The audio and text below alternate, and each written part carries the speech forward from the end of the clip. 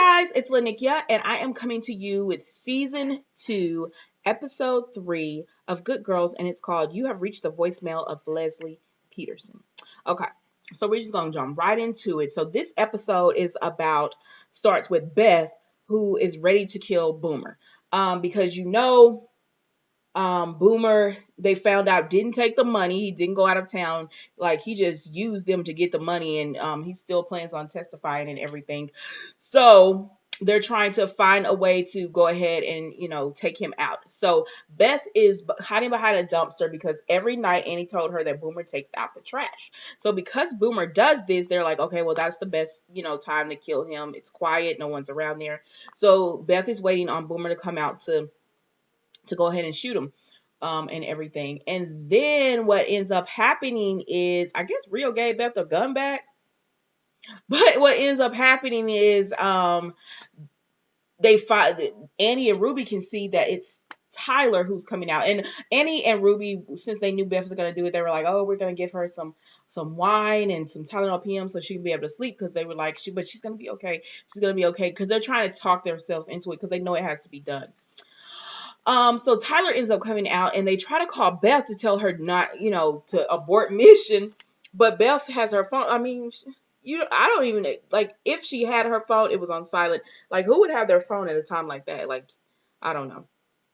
But anyway, so Annie blows the horn, and Tyler comes over to her, and they're like, Tyler, what are you doing? Doesn't Boomer take the garbage out? And he's like, normally he does, but he hasn't showed up for work, so I'm stepping in as the manager and everything. So that's when they find out Boomer has gone MIA, which could mean that he's but they know it's probably not. It could mean that he went ahead and went to Canada or Mexico, but I mean, probably not likely. I'm gonna do this like I haven't seen episode 4.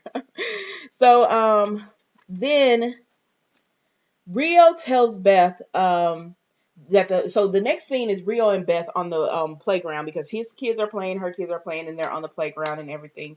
And he tells Beth that Boomer is being watched by the feds. They have him. So Beth is just like, okay, well, she asked him, how do they know that? How does he know that? And he said inside information or something like privileged information. But so she's like, okay, well, if the feds have him, this is over. Like, there's no way for us to get to him if the feds have him. And he's like, no, it's not. Like, you still need to finish the job. And she was like, how? And he was like, be a boss. And she was like, how? And he was like, I don't know, look him up on Facebook or something.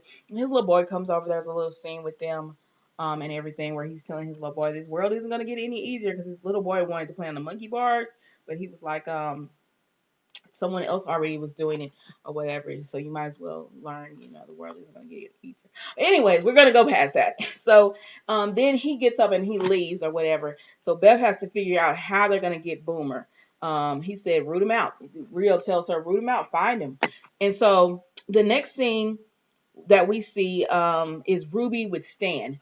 So Ruby is telling Stan that one of her girlfriend's boyfriend, he just up and left, and she's trying to find him. She doesn't know how to do it. And he says, oh, yeah, just tell her to hit me up. And she was like, well, we ain't going to do that, because he was like, you're going to have to put out a missing persons. And, of course, they're not going to do that. So Stan, she asked Stan, well, how would you guys find him? And he was like, we'd see if they had any family, that they could talk to, that they went to, that they visit, anything like that. So Ruby decides, because Ruby was on his Facebook and everything, so they're going to do it that way as far as trying to find Boomer. And as they're doing that, their daughter comes up and says she needs the internet, and she tells them it's for a report over landfills. So that's that. Oh, where garbage goes. Landfills. Okay. So then we see Annie pops up on Boomer's grandmother.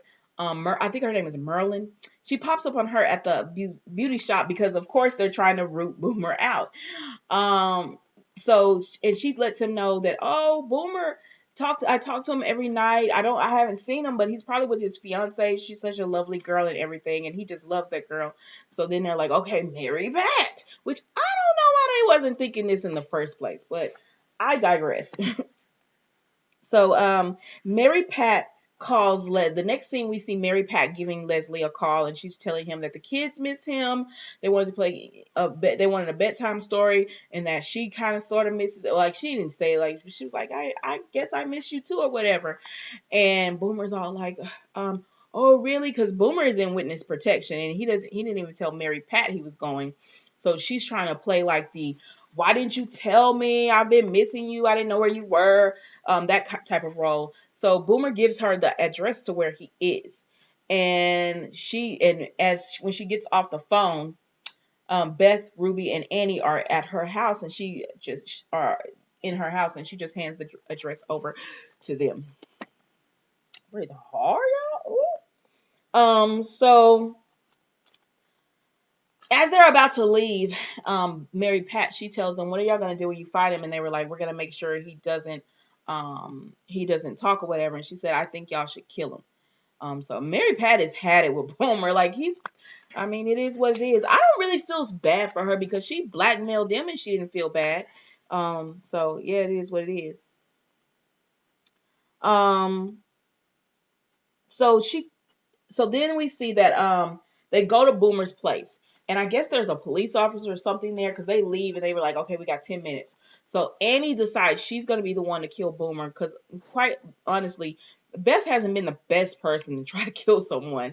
Ruby, I guess she just, and so they all agree Annie can do it, because Annie, she'll feel bad about it, but not as bad, just because Boomer tried to rape her and he's made her life hell at work and everything. So I guess that's why it's like, okay, let me do it, or whatever. And Beth is like, I don't want you to do it because I don't want, the reason we in it. Yes, you are. And I don't want this on you, but, and he's like, I can do it. So she goes and knocks, and Boomer is not there, y'all. So then we see Boomer has went to Mary Pat's house, and she's like, what are you doing here? And he was like, what are you doing here? Because he gave her that address because she was supposed to come see him that night, but she gave it to them to get, so they can kill Boomer. Oh man. So he's like, what are you doing here? And then Boomer's been drinking, and she was like, he was like, I thought you said you missed me and all that. And she was like, I hate when you drink, because Boomer becomes a different Boomer. Like, he's already bad as just his regular self, but when he drinks, he becomes like a totally different Boomer. Like, he's more aggressive and angry, and yeah. So she's like, oh my gosh, he becomes agitated quickly. So then,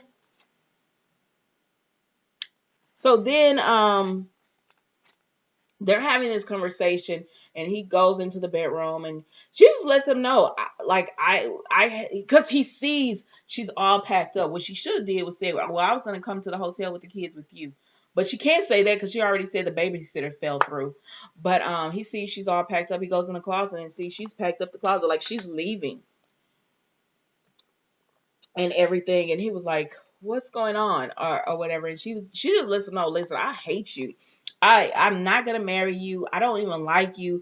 She just gives it all to him, like all that pent up, because he's been blackmailing her to be a family, and he's like, we're supposed to get married. My nana is happy about it.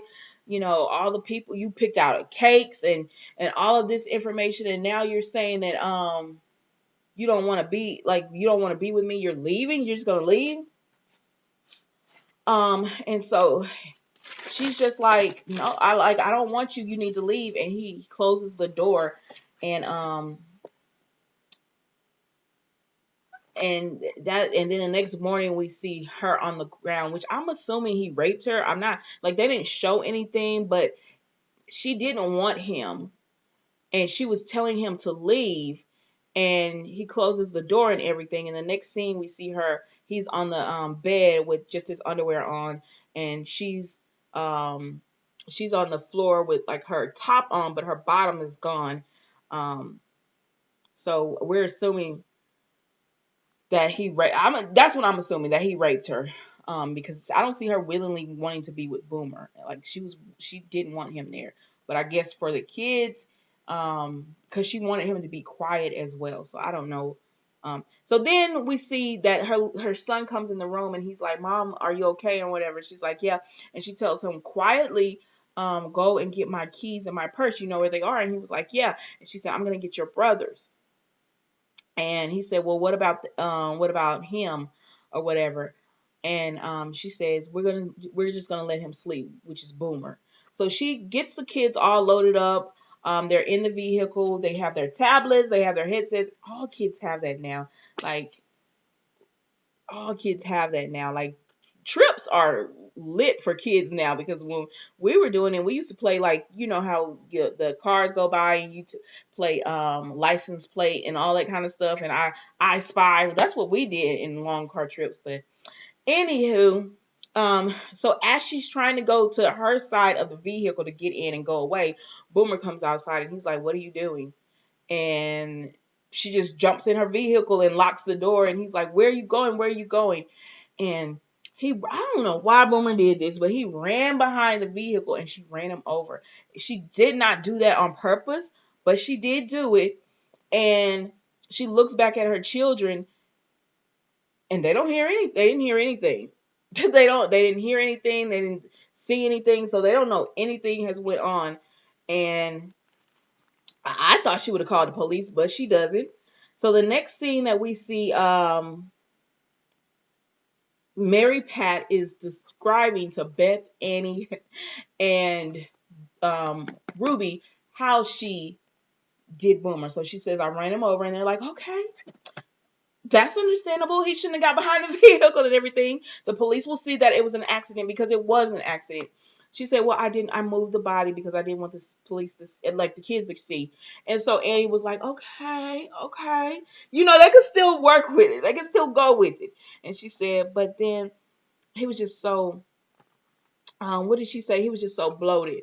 Like she tried to put him in the meat locker. She thought, okay, let me put him in so he can be, he wouldn't smell. He wouldn't be he could be frozen. He wouldn't smell and all of that. And they were like, because that part right there is like, sis, all you had to do was call the police and tell them it was an accident. So, then they were like, so what? And then she said, and then, he was bloated. He was just so big he wouldn't fit in the meat locker. And they were like, And like Ruby's face the whole time that Mary Pat is describing this is like her face is so funny. Like that was the best part to me. Like they're all expressions, but it was just something about Ruby's face when she was telling the story. And then she says, so she had to cut him up. She had to make him fit. Like what the electrical knife and stuff. I'm like, Mary Pat, like you did Boomer dirty. Like Boomer was not my favorite person. And I thought Boomer would be on this series for a while, so I was shocked that they got rid of him. And then for them to get rid of him that way, I was like, wow. So she chopped Boomer up and put him in the meat locker. And they were like, okay. I mean, what could you say to somebody at that point? And then her child said they needed something. So she gets up and they all three go down. Annie, Beth, and Ruby go down. And they see that meat locker. Y'all, she did not expect Boomer to fit in that meat. Like, that meat locker was so small. That's like, you know how you have those mini fridges, refrigerators? College students have like they don't even come up. They come up to probably your knee or something. That's how small that meat locker was. And I'm like 5'3". And like, come on, sis. You didn't expect Boomer, or well, it might be a little bit above, but you didn't expect Boomer to fit in that meat locker. And then Ruby just was telling like all the different kind of small meats that she could have put in there. And so Annie is pretty much like, listen, she did this. Let's go. Let's get out of this. Let her take the fall. And she was like, we were the first people she called. So that's what Beth tells Annie. If she goes down, then we go down too.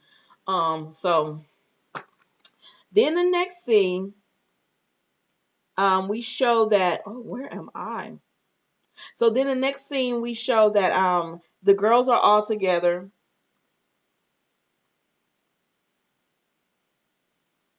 Okay, so Beth has to go to the principal's office. So when they go to the principal's office,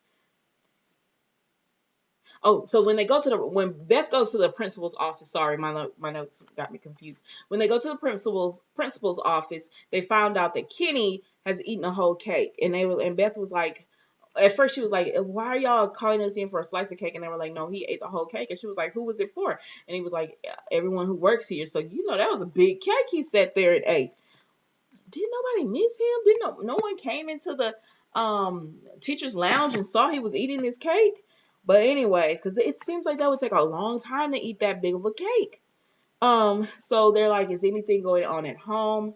And Dean and Beth just look at each other. So then they go home, and Beth is trying to wash. She's putting bleach with colors and everything. And Dean is just like, she's like, we need to be more alert. We need to pay more attention to them. And Dean is like, how about he realizes that his shady mom is messing with this gangbanger thug? And I'm like, Dean, you have a lot of nerves, because all of this really started because Beth needed money, with you having an affair and just depleting their accounts and the mortgage and everything. Like, that's the only reason Beth even robbed the store in the first place, because of that. Like, of course, Sarah and with Ruby and the kidney, but really it had to do, the best part of it was really trying to save her family from financial ruin. And that was all because of Dean. And he lied about cancer. So I'm like, Dean, you are not one to talk. So anyways, and so I'm just like, is anybody else like, so we're just not going to bring up this cancer? We're just going to act like he never said that? Like, what are y'all doing? Is this going to come up in a later episode? Like, when is Beth going to address this with him? But okay. So then Stan and Ruby are talking, and Ruby hears Sarah talk about trash. So she's kind of distracted. She's trying to cook, but she's thinking about what's going on with Boomer. And then she hears Sarah talking about trash and the landfills and how it's 30 miles long and it would take forever, to walk. And so that brings an idea to her on how to get rid of Boomer. So so the next scene we see Annie, and she goes to Nancy, which, remember, Nancy now knows that Greg and Annie were cheating on, sleeping with each other. So Annie goes to Nancy to ask her, would she please keep Sadie, not for her, but for Sadie, because she has to do something. And Nancy finally agrees, but she can't stand Annie, which, I mean, it is what it is. So then they move. So then they're all in the vehicle and they're driving, and the body just keeps bumping and everything, and they're freaked out about that because dang, like when you see that the way that body was, like it might have been that big or whatever. Like that's crazy. It's crazy what Mary Pat did. And was anybody else like Mary Pat would be here helping me? Like we all had to find sitters and people to watch children and lie to get out of the house to do this. No, you don't get to kill him and then we take care of it. I'm like, who is the boss here? Because it seems like Mary Pat is the one. But anyways, so then they dump the body. They literally throw Boomer away like he is trash. So they dump the body and then they hear the phone ring and they're like, oh my gosh. Because they have to get, now they have to get the phone out. So they have to open up the body again and get the phone because they're like, if they don't, and it keeps ringing and they track him or whatever, they'll be able to track the body because of where the phone is. So they get back in the vehicle after they get the phone, and Beth gives them all hand sanitizer and she's putting it all over. So they say so Boomer's phone keeps ringing.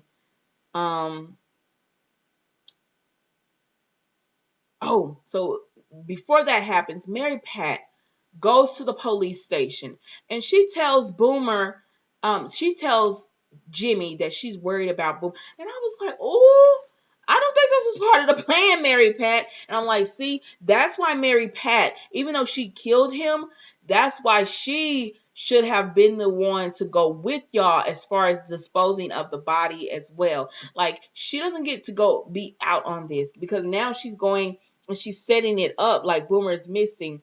She's taking the blame off of herself, really, when really all she had to do was tell them it was an accident and she ran him over or whatever. She don't know, he might have still been alive.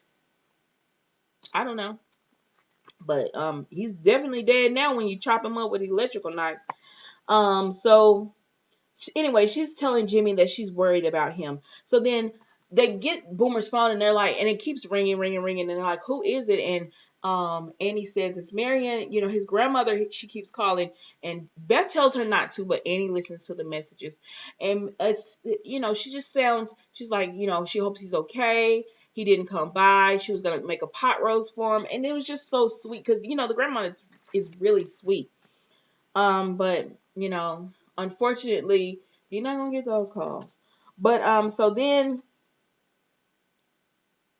after they throw the phone away, Beth goes home and she gets in bed with Kenny, and he says he's sorry he ate the cake, but she said she knows or whatever, because she realizes that she hasn't been there. Like, this is taking on her away from her kids, and it's affecting them, and so she realizes that.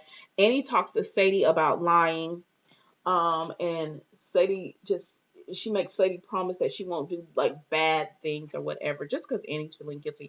And then Ruby tells Stan that she has a secret, and that she tells him about the payday loan that she took out, and he's like, "Don't worry, we'll take care of it or whatever," and all of that. And it's just like,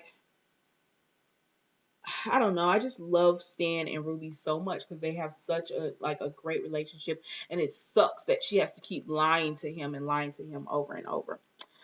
So then we see Dean come in, and he brings the mail to Beth.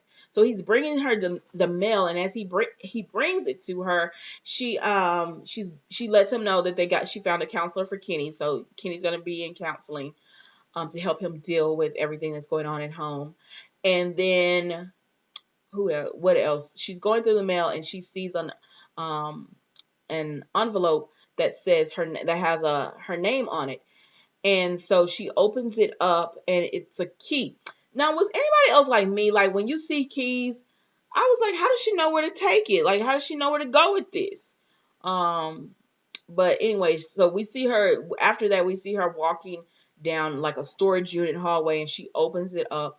And we don't get to see what's inside, but it's obviously something huge that she has going on inside that Rio has given her inside of the locker. Oh, but before that happens, Rio talks to his lawyer, and she tells him the key witnesses has gone missing, and he was like, I told you you worry too much. And she said, attorney-client privilege.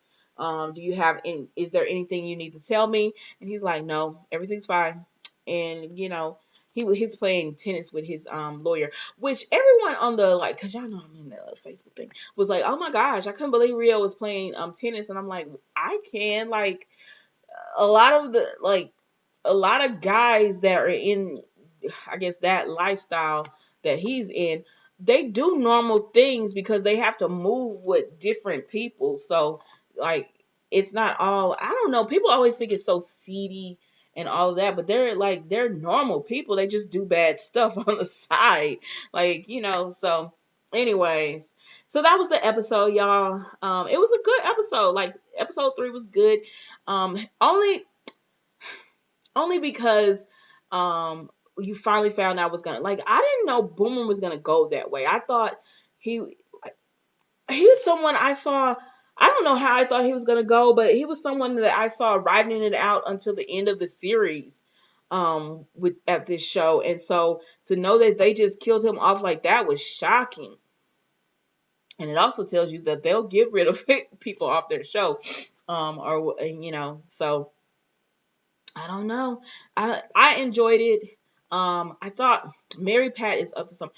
And I made this comment, and someone was like, no, I don't see Mary Pat as like that. But I do. Like, if you really want to say who's the boss, like, Mary Pat, she's not against blackmail to get what she wants.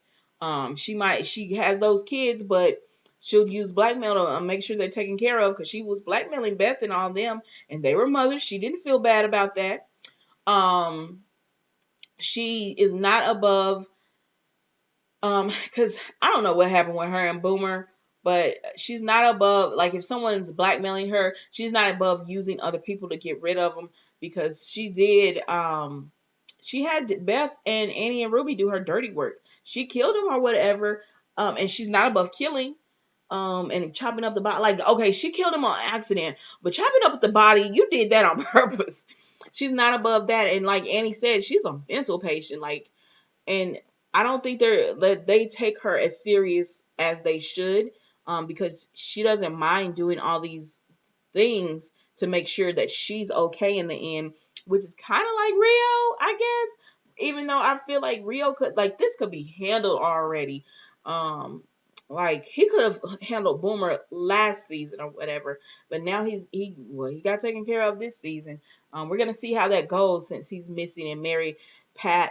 I'm acting like I haven't seen the fourth episode, but Mary Pat is all at the police station talking to Jimmy. To me, setting the girls up to take the fall for her. Anyways, y'all, I do like this show, and I'll be back with season 2, episode 4 review of Good Girls tomorrow. Have a great rest of your day.